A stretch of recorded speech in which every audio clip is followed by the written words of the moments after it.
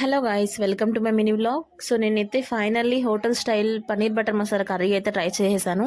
So నేను ప్రతిసారి వచ్చేసి పన్నీర్ అనేది బయట తీసుకుంటానండి షాప్స్లో. సో ఈరోజు అయితే నేనైతే ఇంట్లోనే ప్రిపేర్ చేసేసుకున్నాను.